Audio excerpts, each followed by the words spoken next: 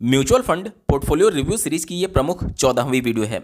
इससे पहले के डेडिकेटेड पोर्टफोलियो रिव्यू को डिटेल में देखने के लिए इस वीडियो का डिस्क्रिप्शन आप चेकआउट कर सकते हैं। इस वीडियो के समाप्त होने के बाद से मैं दावे से कह सकता हूं कि आज तक जितने भी पोर्टफोलियो रिव्यू मैंने किए हैं उनमें से ये पोर्टफोलियो जो है वो सबसे बेस्ट है।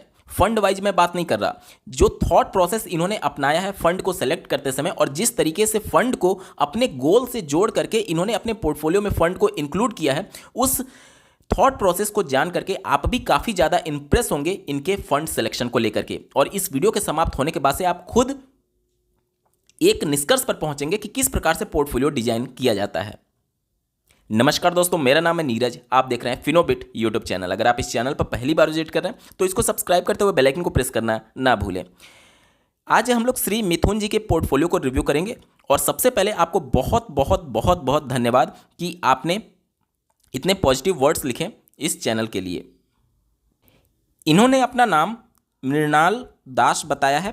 इनकी एज 42 ईयर्स की है और ये मर्चेंट नेवी में जॉब करते हैं और इन्होंने अपने 3 गोल को लेकर के अपना पोर्टफोलियो डिजाइन किया हुआ है। इनके पास 10 लाख रुपीज़ है जो कि ये लमसम इन्वेस्टमेंट करना चाहते हैं 18 वर्षों के लिए। और इसके लिए इन्होंने जो फंड सेलेक्ट किया है HDFC बैलेंस एडवांटेज फंड। जो 3 गोल इनके हैं उससे अलग ये फंड है, तो इसके बारे में हम लोग बाद में बात करेंगे। सबसे पहले इनके 3 गोल पर हम लोग ध्यान देते हैं। इनका पहला गोल है रिटायरमेंट को लेकर के। ये अपने रिटायरमेंट को प्लान करना चाहते हैं और इसके लिए ये 10 साल के लिए SIP करेंगे और 10 साल के बाद इन SIP को बंद कर देंगे और इस SIP को होल्ड करके रखेंगे 15 साल के लिए। और इसके लिए जो इन्होंने फंड सेलेक्ट कर रखा है आप अपने स्क्रीन पर देख पा रहे होंगे, क्वांट स्मॉल कैप जिसमें 25,000 की इनकी SIP चल रही है, Nifty mid cap 150 momentum 50 index fund जिसमें इनकी 35,000 की SIP चल रही है। और तीसरा फंड जो इन्होंने सेलेक्ट कर रखा है निफ्टी 500 मोमेंटम 50 इंडेक्स फंड जिसमें इनकी 35,000 की SIP चल रही है। दूसरा जो इनका गोल है वो बच्चे के हायर एजुकेशन के लिए है और इसके लिए ये 10 साल की SIP करेंगे और उसको होल्ड करके रखेंगे 18 साल तक के लिए। और इसके लिए जो इन्होंने फंड सेलेक्ट कर रखा है, पहला बंधन स्मॉल कैप जिसमें इनकी 25,000 की SIP चल रही है, Motilal Oswal mid cap fund जिनमें इनकी 25,000 की SIP चल रही है और तीसरा पराग पारिक फ्लेक्सी कैप जिसमें इनकी 45,000 की SIP चल रही है। अभी तक आपने 2 गोल देख लिया और गोल के हिसाब से ये अलग अलग फंड सेलेक्ट कर रहे हैं जो कि काफ़ी अच्छा थॉट प्रोसेस है इनका।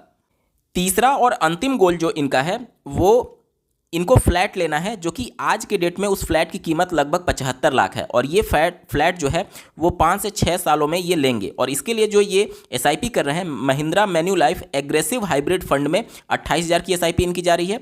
इसके अलावा दूसरा इनका SIP है थर्ड गोल के लिए यानी फ्लैट के लिए ICICI multi asset allocation fund जिनमें इनकी 28,000 की SIP जा रही है। और तीसरा है कोटक इक्विटी सेविंग स्कीम जिनमें इनकी 28,000 की SIP जा रही है। इनका पोर्टफोलियो मुझे इतना अच्छा क्यों लगा, क्योंकि जब भी आप म्यूचुअल फंड में या फिर कोई भी इन्वेस्टमेंट करने जाते हैं तो उससे पहले हमें इमरजेंसी फंड और अपने हेल्थ से रिलेटेड जो भी रिक्वायरमेंट हो सकती है भविष्य में जाकर के उसको पहले इंश्योर करना पड़ता है। और इसके लिए इन्होंने एक हेल्थ इंश्योरेंस ले रखा है जिनमें 10 लाख की इनकी कवर होगी, इनकी और इनकी वाइफ की। और साथ ही साथ ये टर्म इंश्योरेंस भी ले रखे हैं नेशनल इंश्योरेंस कॉर्पोरेशन लिमिटेड में ही, जो कि 1 करोड़ का इनका टर्म इंश्योरेंस है। और साथ ही साथ इमरजेंसी फंड के लिए ये FD में भी 8 लाख रुपया रखे हुए हैं। यानी ये तो तय है कि कोई भी इमरजेंसी आ जाए जो ये इन्वेस्टमेंट कर रहे हैं म्यूचुअल फंड्स में उसे टच करने की ज़रूरत तक नहीं पड़ेगी इनको। और यही मैं कहता हूँ कि आप म्यूचुअल फंड में या फिर कोई भी इक्विटी में जब भी आप एक्सपोजर लेते हैं तो उस फंड को आने वाले 10 साल 15 साल तक आपको छूने की जरूरत ही ना पड़े, चाहे कितनी भी बड़ी इमरजेंसी क्यों ना जाए, तभी आप एक अच्छा कॉर्पस बना पाएंगे। क्योंकि 50% जो पब्लिक होती है वो लॉन्ग टर्म विजन के साथ तो आती है, लेकिन अचानक 2 साल 3 साल बाद अचानक से पैसे की जरूरत पड़ जाती है तो उनके पास कोई भी इमरजेंसी फंड नहीं होता है, जिसकी वजह से ना चाहते हुए भी उनको अपना म्यूचुअल फंड से पैसे रिडीम करने पड़ते हैं और वो एक अच्छा रिटर्न नहीं बना पाते हैं। हो सकता है मार्केट उस समय क्रैश कर रहा हो, करेक्शन पीरियड में हो और उस दौरान उनको भारी निगेटिव रिटर्न देखने को मिलता है और उनका एक्सपीरियंस खराब हो जाता है म्यूचुअल फंड में। चलिए सबसे पहले शुरुआत करते हैं इनके थर्ड गोल से, जो कि आने वाले 5-6 साल में ही इनको पैसे की जरूरत पड़ेगी। और कितने पैसे की जरूरत पड़ेगी? 75 लाख इनको अमाउंट की जरूरत पड़ेगी। लेकिन ये जो 75 लाख फ्लैट का प्राइस है वो आज के डेट में प्राइस है, और आने वाले 5 से 6 साल में इस फ्लैट का जो प्राइस है इन्फ्लेशन की वजह से वो और बढ़ चुका होगा। यानी कि चूंकि पैसे की परचेजिंग पावर घट रही है हर एक साल 6% के आसपास अगर आप मान लें, तो इन 5 से 6 सालों में जो 75 लाख का फ्लैट आज आपको मिल रहा है वो शायद ना मिले। तो सबसे पहले हमें ये कैलकुलेट करना पड़ेगा कि इन 5 से 6 सालों में इस 75 लाख फ्लैट की वैल्यू एक्चुअली में क्या हो चुकी होगी। अब जैसा कि इन्होंने बताया कि 5 से 6 साल में ये फ्लैट लेने वाले हैं, तो मैं दोनों का एवरेज ले लेता हूँ। 5.5 साल में यहाँ पर मान करके चल रहा हूँ। आज की डेट में उस फ्लैट की कीमत 75 लाख है, और 6% अगर इन्फ्लेशन हम लोग मान लें तो जो उसका कॉस्ट बढ़ जाएगा वो 28 लाख और बढ़ चुका होगा। यानी आज जो फ्लैट इनको 75 लाख में मिल रहा है, एक्चुअली में 5.5 साल 6 साल बाद उसकी जो प्राइस हो जाएगी वो 1,03,33,000 के आसपास हो जाएगी। अब इस फ्लैट को लेने के लिए जो फंड इन्होंने सेलेक्ट किया है, चूंकि 5 से 6 साल का इनके पास टाइम पीरियड है, और 5 से 6 साल में आपको प्योर इक्विटी फंड में नहीं जाना चाहिए, क्योंकि वहां से अगर मार्केट करेक्ट करती है तो आपका भारी लॉस देखने को मिल सकता है। तो इन्होंने जो फंड सेलेक्ट किया वो काफ़ी बेहतरीन तरीके से इन्होंने अपने फंड को सेलेक्ट किया है। पहला हाइब्रिड फंड है महिंद्रा मैन्युलाइफ का, दूसरा आईसीआईसीआई मल्टी एसेट है जिसमें भी डेट फंड जो होते हैं ये भी एक तरीके से हाइब्रिड की तरह ही काम करती है, और तीसरा है कोटक इक्विटी सेविंग स्कीम, ये भी एक हाइब्रिड फंड की तरह ही काम करती है। और तीनों को मिलाकर के जो इनका एसआईपी जा रहा है 28 हज़ार पर एसआईपी में इनका जो अमाउंट है वो जा रहा है। तो यानी टोटल इनकी एसआईपी कितनी हो गई? 28 × 3 हम लोग कर देंगे। अगर महिंद्रा मैन्युलाइफ एग्रेसिव फंड की अगर हम लोग बात करें तो ये देखिए ये एग्रेसिव हाइब्रिड है। एग्रेसिव हाइब्रिड में क्या होता है कि इक्विटी का पोर्शन ज़्यादा होता है। अब अगर सिंस इंसेप्शन की बात करें तो ये फंड जो है वो 2019 से फंड है, यानी कि लगभग 5 साल का इस फंड को समय हो चुका है, और इसने जो रिटर्न बना करके दिया है वो लगभग 23.5% का बना करके दिया हुआ है। पिछले 5 सालों में अगर आप देखेंगे तो इक्विटी बहुत अच्छा परफॉर्म कर रही है। तो नो डाउट इक्विटी के परफॉर्मेंस के हिसाब से आपको रिटर्न बहुत ज़्यादा हाई, एक तरीके से हाई दिख रहा है हाइब्रिड प्रोडक्ट होने के बावजूद भी। ठीक है, दूसरा जो इनका फंड था आप देख पा रहे होंगे वो भी हाइब्रिड टाइप का ही है, ICICI prudential multi asset fund. और सिंस इंसेप्शन की बात करें तो आप अपने स्क्रीन पर देख पा रहे होंगे ये फंड जो है वो 2013 का है, और एवरेज जो इसने 2013 से रिटर्न बना करके दिया है वो लगभग 17.5% का बना करके दिया हुआ है। वहीं पर जो तीसरा इनका फंड है हाइब्रिड कैटेगरी का, ये भी फंड है कोटक इक्विटी सेविंग फंड। इसमें अगर मैं सिंस इंसेप्शन की बात करूं तो यहाँ पर आप देख पा रहे होंगे ये जो फंड है वो 2014 से है, यानी 10 साल लगभग पुराना इसको मान सकते हैं। और ये फंड जो है वो लगभग 11.25% का एनुअलाइज रिटर्न बना करके दे रहा है। इससे पहले जो 2 फंड मैंने आपको दिखाया, पहला फंड आपको 23% के आसपास, दूसरा 17-17.5% के आसपास, और ये फंड लगभग 11.25 हम लोग इसको 10 मान करके चलते हैं। अब इतना तो हम एक्सपेक्ट कर नहीं सकते फ्यूचर में, क्योंकि देखिए मिलने को तो इससे भी ज़्यादा मिल सकता है, लेकिन मार्केट किस तरीके से मूव करेगा कोई नहीं जान सकता। तो हम बहुत ज़्यादा एक्सपेक्टेशन लेकर के नहीं चल सकते। ठीक है, तो अगर यहाँ पर हम लोग देखें तो एवरेज अगर मैं ये मान करके चलूँ कि ये सभी फंड्स मिला करके अगर आने वाले कुछ सालों में मान लीजिए कि 14% का अगर हमें एवरेज निकाल रहा हूँ मैं, 14% का अगर हमें रिटर्न बना करके देते हैं आने वाले 5 से 6 सालों में जब आपको फ्लैट लेना है।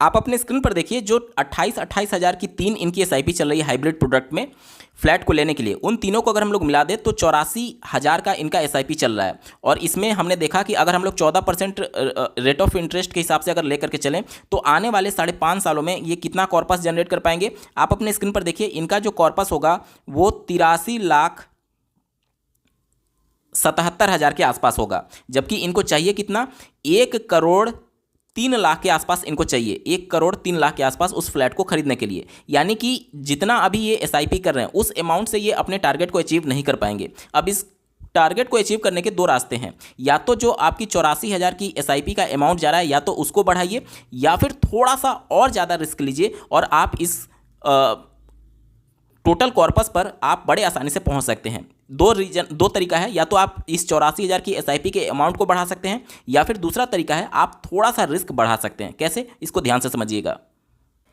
जो हम 14% एक्सपेक्टेड रेट ऑफ रिटर्न लेकर के चल रहे हैं, एक फंड जो आपका 23% रिटर्न दे रहा है, दूसरा फंड जो आपको लगभग 17-18% का रिटर्न दे रहा है, और तीसरा जो फंड है वो लगभग 10% का आपको रिटर्न दे रहा है। तो इस फंड को लेकर के एक बार फिर से आपको विचार करने की जरूरत है। अभी ध्यान से देखिएगा, इस फंड के द्वारा रिटर्न इतना कम क्यों दिया जा रहा है, तो इसको मैं आपको समझाने की कोशिश करता हूँ। इस फंड के अगर आप डेप्थ में जाएंगे तो यहाँ पर आपको चीज़ें समझ में आएंगी। मैं आपको दिखाने की कोशिश कर रहा हूँ। देखिए, इनकी जो होल्डिंग है वो बहुत ज़्यादा कैश होल्ड करके रखे हुए हैं, लगभग 50% के आसपास ये कैश होल्ड करके रखे हुए हैं। इक्विटी में इनका एक्सपोजर जो है वो 33% के आसपास है, जबकि डेट में एक्सपोजर इनका 18.6% के आसपास है। डेट में जो हमें रिटर्न मिलता है वो 7-8% फिक्स रिटर्न देखने को मिलता है। रिटर्न हाई होने का रीज़न ये होता है कि इक्विटी में जितना ज़्यादा आपका पोर्शन रहेगा उतना ही रिटर्न ज़्यादा बनने की संभावना रहेगी। अभी इक्विटी का परफॉर्मेंस बहुत अच्छा आ रहा है, तो नो डाउट आपको ऐसे फंड को सेलेक्ट करना चाहिए जो कि इक्विटी में अपना एक्सपोजर और ज़्यादा रखे। जैसे एक एग्जाम्पल के तौर पर मैं समझाता हूं, आपने महिंद्रा मैन्युलाइफ एग्रेसिव हाइब्रिड फंड में भी आपकी 28,000 की एसआईपी जा रही है और ये लगभग 23% का रिटर्न आपको बना करके दे रहा है। ये इतना रिटर्न बना कैसे पा रहा है, इसको जानने के लिए आपको यहां पर मैं होल्डिंग एनालिसिस दिखाता हूं। इसमें देखिए, इक्विटी का जो पोर्शन है वो लगभग 77.5% ये रख रखे हैं और डेट का एक्सपोजर मात्र 19% रख रखे हैं। कैश में इनकी होल्डिंग मात्र 3.7% है। मैंने आपको क्या बताया, इक्विटी का जितना पोर्शन बढ़ेगा रिटर्न उतना ही ज़्यादा बढ़ेगा और रिस्क भी उतना ही ज़्यादा बढ़ेगा। ठीक है, तो ये 23% रिटर्न बना करके देने का रीज़न ही ये है कि ये चूंकि फंड जो है वो इक्विटी में अपना एक्सपोजर बहुत ज़्यादा रख रखा है। हालांकि डेट वाला जो पोर्शन है वो आपको बैलेंस जरूर प्रोवाइड करेगा, लेकिन इक्विटी ज़्यादा होने की वजह से थोड़ा सा रिस्क को भी बढ़ाएगा। उम्मीद करता हूँ आपको चीज़ें समझ में आ रही होंगी। जो दूसरा आपका हाइब्रिड प्रोडक्ट था फ्लैट के लिए, जिसमें आपकी 28,000 की एसआईपी जा रही है, आईसीआईसीआई प्रूडेंशियल मल्टी एसेट, अगर इसके मैं होल्डिंग्स की बात करूं, आप अपने स्क्रीन पर ध्यान से देखिएगा, इसमें इक्विटी का पोर्शन देखिए लगभग 49% के आसपास है, और जबकि जो परफॉर्म नहीं कर पा रहा है, जो 10% का आपको रिटर्न दे रहा है, उसमें लगभग 50% के आसपास तो आपकी सिर्फ कैश होल्डिंग है, यानी वो पैसा इन्वेस्ट ही नहीं किया गया है। और यहाँ पर आप देख लीजिए, कैश होल्डिंग इनकी लगभग 24%, 24.5% के आसपास है और डेट में इनका एक्सपोजर लगभग 13-13% के आसपास है। तो ये फंड में परफॉर्मेंस 17% आने का रीजन ये है कि ये इक्विटी में अपना एक्सपोजर ज़्यादा रखे हुए हैं। तो अगर आप कंफर्टेबल हैं तो 84,000 जो आपकी मंथली एसआईपी जा रही है तीनों फंड को मिला करके, उसको आप बढ़ा दीजिए। बढ़ा करके आप उस टारगेट को अचीव कर सकते हैं। अगर बढ़ाने के लिए आप कंफर्टेबल नहीं हैं तो मैं आपको सलाह देता हूं कि ये वाले फंड को, जो आपकी एसआईपी चल रही है, इसको आप स्किप कर सकते हैं, इसको आप रोक सकते हैं, इस एसआईपी को आप रोक सकते हैं। और जो 28,000 की इसमें एसआईपी आपकी जा रही है, उसको आप 14,000 करके 14,000 जब आप करेंगे तो 28,000 आपका टोटल अमाउंट हो जाएगा। और इस 14,000 को महिंद्रा मैन्युलाइफ वाले में और दूसरा आईसीआईसीआई मल्टी एसेट वाले में आप जोड़ सकते हैं।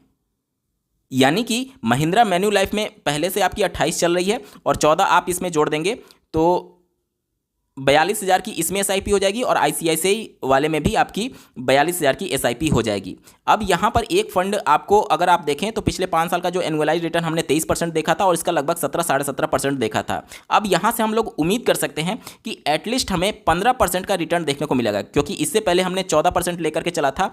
क्योंकि एक फंड आपका परफॉर्म उतना अच्छा नहीं कर पा रहा था, क्योंकि वहाँ पर उनका जो फंड जो होल्डिंग एनालिसिस है वो हमें ये बता रहा है कि इक्विटी का पोर्शन वो बहुत कम ले रखे थे। तो एटलीस्ट हम जब इस प्रकार के फंड में इन्वेस्ट करेंगे जो कि एक 23 और एक 17% दे रहा है, तो एटलीस्ट हम ये एक्सपेक्ट कर सकते हैं कि आने वाले 5-6 सालों में ये 15%, 15.5%, 16% का हमें रिटर्न दे सकता है। अब चूंकि एक्सपेक्टेड रेट ऑफ रिटर्न पहले 14% हम लोग मान करके चल रहे थे, अगर मैं इसको 16% मान लेता हूं, जो फंड मैंने आपको बदलाव करने के लिए बताया है, तो उतना आप अचीव कर सकते हैं। और 84,000 तो आपका ऑलरेडी एसआईपी चल ही रहा है, तो उसी अमाउंट से आने वाले 6 साल में आपका जो कॉर्पस होगा, आप अपने स्क्रीन पर देखिए, अब आपका जो कॉर्पस है वो आप लगभग अचीव कर लेंगे। जो 1,03,00,000 के आसपास था, लगभग आप उसके बहुत करीब पहुंच चुके हैं। अब आप इस अमाउंट से वो जो फ्लैट आप 75 लाख का आज लेना चाहते हैं, वो आने वाले 6 साल में जिसका रेट बढ़ करके लगभग 1 करोड़ के आसपास हो जाएगा, इस अमाउंट से आप ले सकते हैं। आपके मन में डाउट आएगा कि जब ये पैसा आप निकालेंगे तो उस समय ये जो टोटल एस्टिमेटेड रिटर्न आपको मिला 41 लाख रुपए का, इसमें से उस समय 1,25,000 घटा करके बाकी जो अमाउंट बचा यानी लगभग 40 लाख, इस 40 लाख पर आपको 12.5% के हिसाब से long term capital gain tax देना होगा। तो उस कंडीशन में आपके मन में आएगा फिर तो ये हमारा अमाउंट फिर कम हो जाएगा, क्योंकि आपको जो पेमेंट करना है वो लगभग 12.5% पेमेंट करना है। लेकिन नहीं, एक इनकम टैक्स में सेक्शन 54F है, जिसके अंतर्गत जब आप अपना ITR फाइल करेंगे तो उसमें ये शो करेंगे कि आपने ये फ्लैट लिया है 1 करोड़ का और ये फ्लैट आप कहाँ से आपकी इनकम हो रही है तो आप उसमें लॉन्ग टर्म कैपिटल गेन दिखाएंगे और ये 54F के अंतर्गत दिखाएंगे। तो ये जो भी टोटल आपका गेन हुआ है वो आपका टैक्स फ्री हो जाएगा और इस पर 1 रुपया भी आपकी टैक्स लायबिलिटी नहीं बनेगी, आपका 0 रुपया टैक्स लगेगा। अभी मैंने जो आपको बताया 54F के अंतर्गत आप देख सकते हैं सेक्शन 54F के अंतर्गत एलिजिबिलिटी एसेट कौन कौन से माने जाएंगे। तो कोई भी आप लॉन्ग टर्म कैपिटल एसेट को सेल आउट करेंगे, जो म्यूचुअल फंड्स होते हैं वो भी आपके लॉन्ग टर्म कैपिटल एसेट माने जाते हैं, तो उसको एलिजिबल माना गया है। ठीक है, इसके अलावा आप कहाँ पर री इन्वेस्ट करेंगे तो 54F का आपको लाभ मिलेगा। तो आपको परचेज करना होगा, क्या चीज़ परचेज करना होगा, रेजिडेंशियल प्रॉपर्टी यानी कि फ्लैट या फिर घर, या फिर कंस्ट्रक्ट करना होगा। जैसे बहुत लोग अपार्टमेंट में घर लेते हैं तो वो क्या हो गया, वो डायरेक्टली आप घर परचेज कर रहे हैं। और कंस्ट्रक्ट का मतलब कि कोई ज़मीन लेकर के अपना घर बना रहा है, तो घर बनाइए या फिर डायरेक्टली फ्लैट खरीदिए, दोनों कंडीशन में आप इस 54F के अंतर्गत लाभ ले सकते हैं। ठीक है, अब यहाँ पर बात करें एग्जेम्पशन लिमिट कितनी है, तो यहाँ पर आप देख सकते हैं exemption is proportional to the net sale consideration. ठीक है, तो हालांकि ये लगभग 2 करोड़ के आसपास होता है। बहुत सारे कंडीशंस में कुछ कुछ क्राइटेरिया होती है। तो वैसे भी आपको जो घर लेना है वो 2 करोड़ के अंतर्गत ही है, तो आपका 1 भी रुपया टैक्स नहीं लगेगा, चाहे कितना भी आपको गेन क्यों ना हुआ हो। ठीक है, यहाँ पर मैं बता दूं कि यहाँ पर आप देख सकते हैं टाइम फ्रेम भी बताया गया है कि आपको ये घर कितने समय में खरीद लेना है, तभी आपको 54F का लाभ मिलेगा।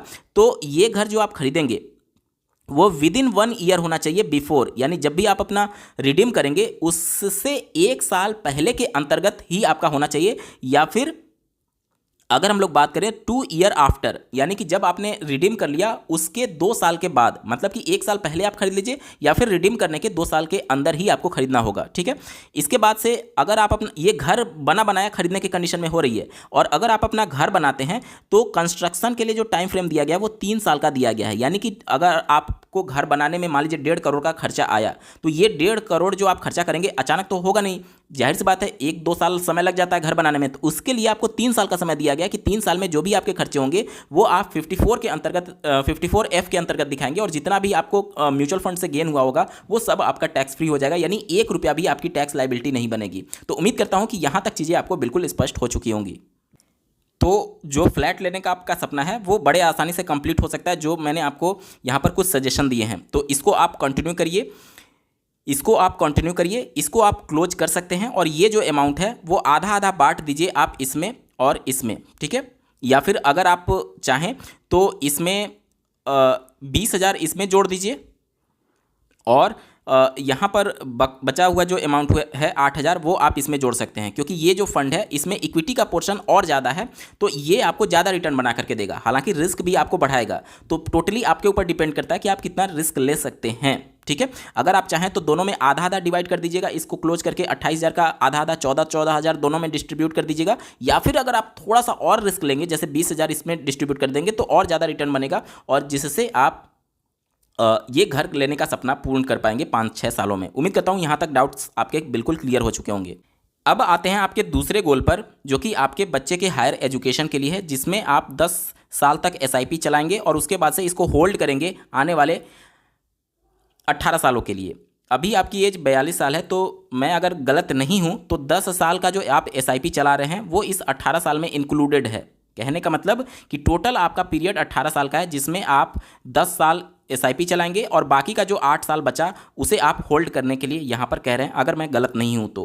ठीक है, क्योंकि अगर बच्चे की उम्र अभी 1 साल भी होगी तो आने वाले 18 साल में वो लगभग इंटरमीडिएट पास करके वो ग्रेजुएशन में अपना जा रहा होगा, तो उस समय आपको मोटे पैसे की ज़रूरत पड़ेगी। इसलिए मैं ये कंसीडर करके चल रहा हूँ कि ये जो 10 साल का SIP है वो ऑलरेडी इसमें इंक्लूडेड है। ठीक है, यहाँ तक क्लियर हो गया। चलिए, अब इसके लिए जो इन्होंने फंड ले रखा है, पहला बंधन स्मॉल कैप, जो कि अच्छा फंड है, आप इसको कंटिन्यू कर सकते हैं।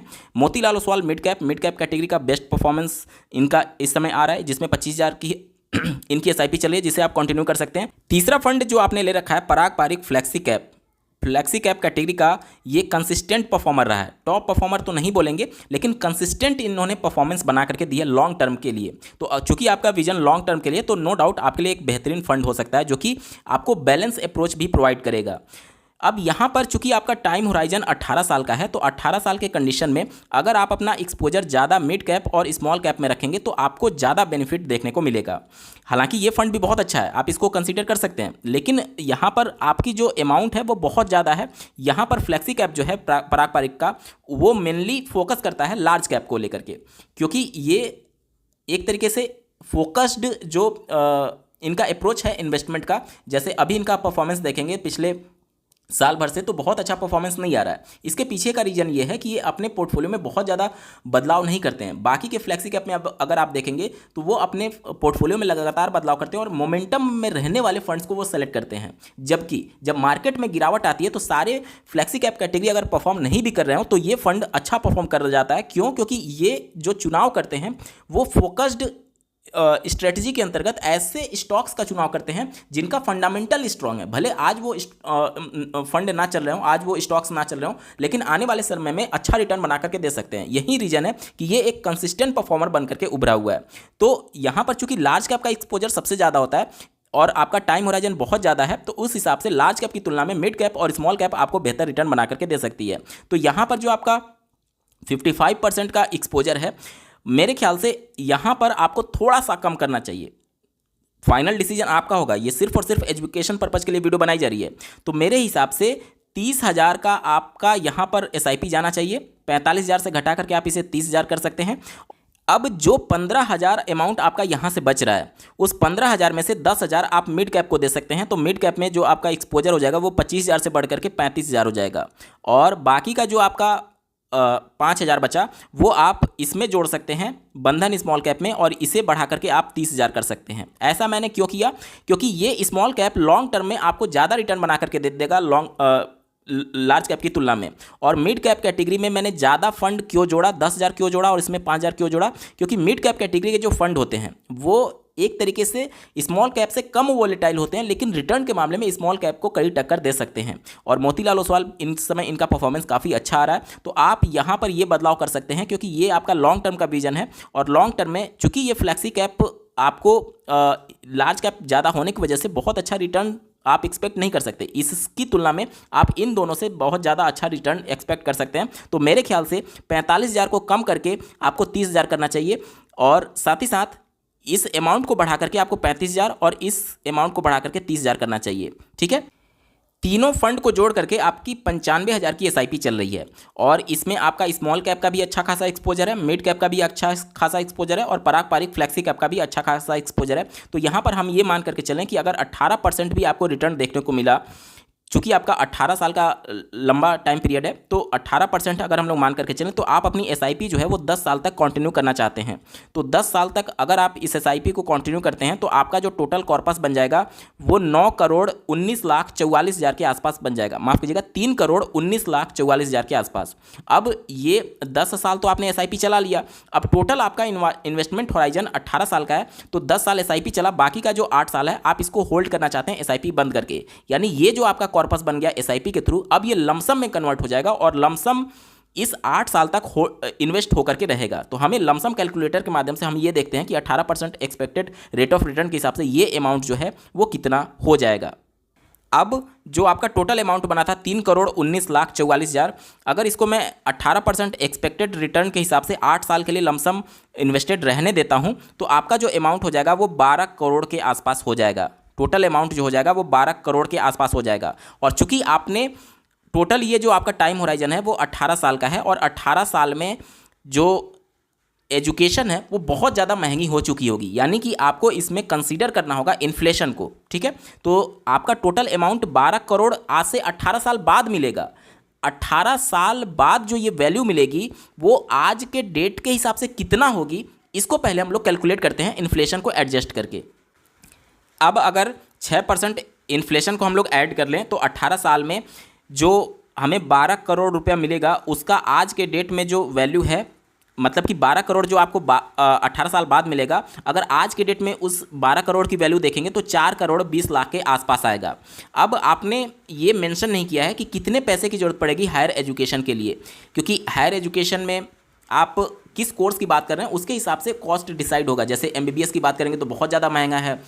इसके अलावा अच्छे कॉलेज से अगर MBA की बात करेंगे तो बहुत ज़्यादा महंगा है, बीटेक की बात करेंगे अच्छे कॉलेज से तो बहुत ज़्यादा महंगा है। तो उसके हिसाब से ये चीज़ें आपको खुद कंसीडर करनी होगी, क्योंकि आपने टोटल खर्चा नहीं बताया कि कितना होगा। वैसे 4,20,00,000 भी आज के डेट के हिसाब से सफिशियंट है हायर एजुकेशन के लिए, और 18 साल बाद लगभग 12 करोड़ जो आपको मिलेगा आज की डेट में, उसकी वैल्यू 4,20,00,000 के आसपास है। तो उम्मीद करता हूँ इतने अमाउंट से आपके जो पुत्र हैं या फिर पुत्री जो भी होंगी, उनका हायर एजुकेशन का जो सपना है वो पूर्ण हो सकता है। जो मेन आपका गोल है आपके रिटायरमेंट को लेकर के, क्योंकि इस समय पैसे की सबसे ज़्यादा ज़रूरत पड़ती है, इसके लिए आप 3 SIP अभी रन कर रहे हैं, जो कि 10 साल तक आप इस SIP को चलाएंगे और इसको होल्ड करेंगे 15 साल के लिए। यानी कि 10 साल बाद आप SIP को क्लोज कर देंगे और जो भी अमाउंट हो चुका होगा उसको आप होल्ड करेंगे 15 साल के लिए। यहाँ पर फिर से आपने ये क्लियर नहीं किया है कि ये 10 साल ऑलरेडी इसमें इंक्लूड है या नहीं, क्योंकि आज के डेट में आपकी एज 42 साल है।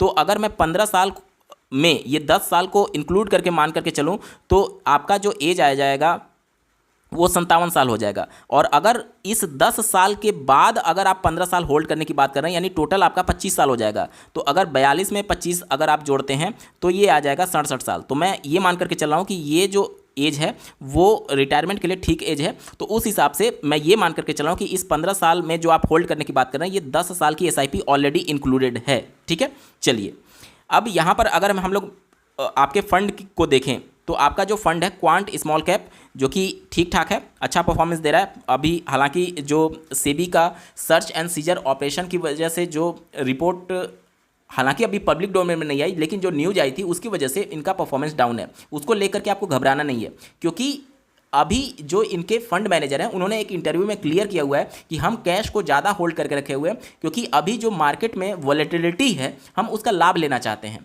तो इस वजह से आप केवल उसको देख करके मत जाइएगा कि रिटर्न नहीं दे रहा है, आपका लॉन्ग टर्म का विजन है और लॉन्ग टर्म में ये काफ़ी अच्छा परफॉर्मेंस दे सकता है।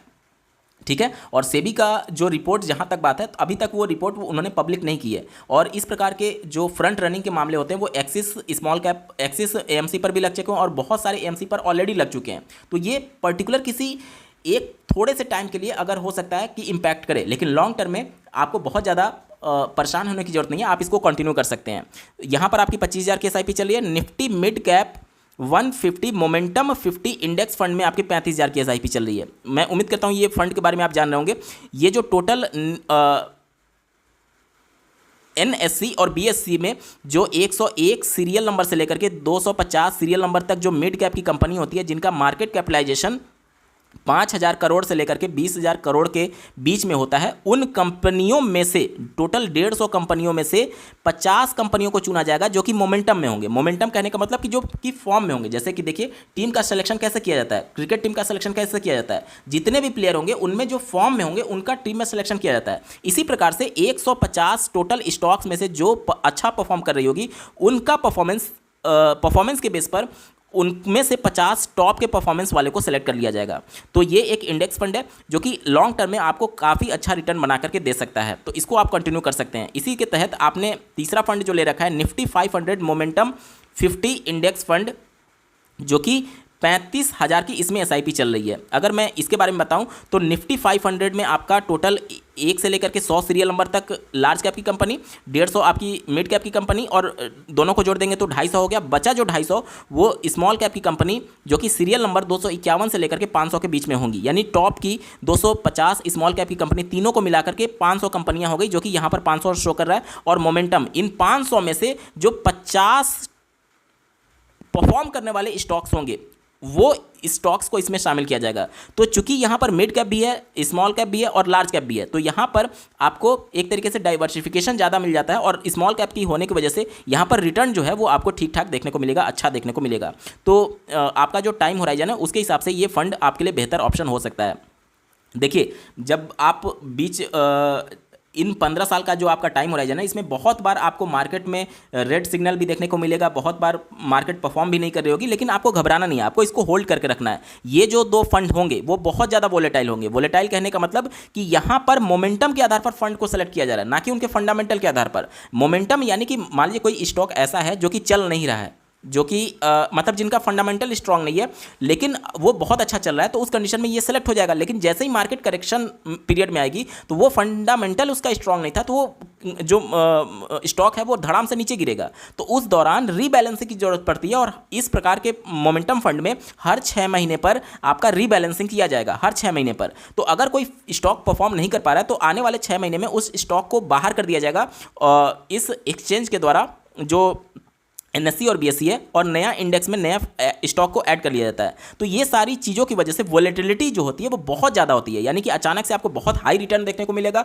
हो सकता है कुछ समय के लिए रिटर्न रुक जाए, हो सकता है कुछ थोड़े समय के लिए रिटर्न निगेटिव में देखने को मिले, लेकिन चूंकि आपका 15 साल का टाइम होराइजन है तो उस टाइम होराइजन के हिसाब से ये फंड आपको अच्छा बेहतर रिटर्न बना करके दे सकता है। तो आप मेरा बताने का मतलब ये है कि आप वोलेटिलिटी से घबराइएगा नहीं, इस फंड को आप कंटिन्यू करिए। तो जो भी यहाँ पर आपने एलोकेशन दे रखा है वो एलोकेशन ठीक है, इसमें कोई भी परिवर्तन करने की जरूरत नहीं है, ठीक है। यहां पर आप प्योर स्मॉल कैप ले रखे हैं, इसके बाद से ये टोटल मिड कैप का आपका एक्सपोजर जा रहा है, और ये जो है वो मिड कैप, लार्ज कैप और स्मॉल कैप तीनों का एक्सपोजर जा रहा है। तो तीनों को मिलाकर के आपको एक स्टेबिलिटी मिल जाएगी, तो इसको आप कंटिन्यू कर सकते हैं। और यहां से अगर हम लोग रिटर्न की बात करें तो यहाँ से लगभग आप 17 से 20% का रिटर्न एक्सपेक्ट कर सकते हैं इन तीनों फंड को मिला करके। मैं यहाँ पर एवरेज लेकर के 18% चलूँगा, 18% एवरेज लेकर के चल रहा हूँ। तो 18% के हिसाब से जो टोटल आपका कॉर्पस यहाँ पर बनेगा वो कितना बनेगा, देखिए टोटल अमाउंट एसआईपी कितनी हो रही है, ये आपका 25,000, ये 35,000 यानी कि 60,000 हो गया, और ये 35 यानी कि 95,000।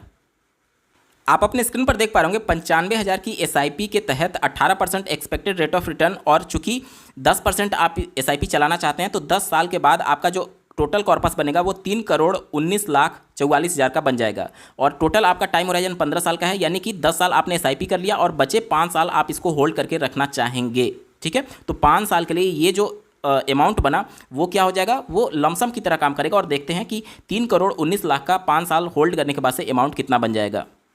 आप अपने स्क्रीन पर देख पा रहे होंगे 3,19,00,000 को अगर 5 साल तक आपने होल्ड करके रखा तो 18% एक्सपेक्टेड रेट ऑफ रिटर्न के हिसाब से टोटल जो आपका कॉर्पस बन जाएगा वो 7,29,00,000 का बन जाएगा। यानी कि रिटायरमेंट के समय आपके पास 7,29,00,000 का अमाउंट होगा।